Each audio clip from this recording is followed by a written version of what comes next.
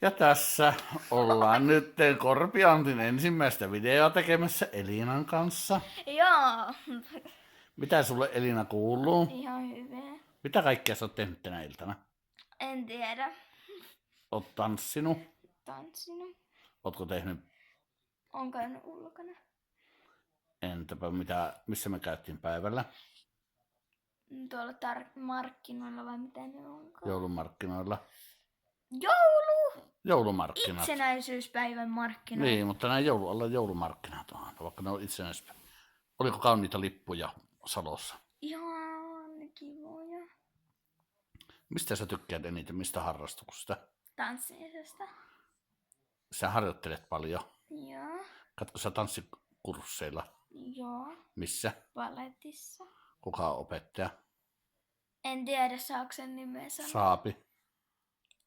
Sä et tiedä. Tiedän. No, oot sä kysynyt No oo. Galina. No niin, hienosti. Te olette paljon harjoittelet aina siellä. Joo. Mistä muusta liikuntaharrastuksesta sä tykkäät? Telinevoimistelusta. Onko se kivaa? On.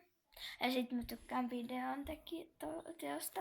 Jos sä, Ja voit, mulla on kanava kans. jos sä voittaisit 1 000 000 lotosta, Niin. mitä sä tekisit? Mä teisin tai semmoisen tanssistudion.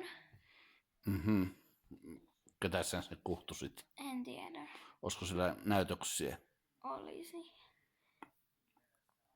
No, mitä huomenna tiet? Menen kouluun. Näytettäisikö me vähän minkälaista meidän kotona on täällä? Tuolla on tommonen... Ihan sama, mutta sulla... Tuolla on tiilitalo, tiilihuone, siinä on takka. Itsestään siitä Ja tässä on ikkunat, mistä kauniita näkyy. Täällä on itsenäisyyspäivän juhlat. Ja tuolla on hieno kattokruunu. Ja Veikko Huovinen on tässä talossa asunut myös.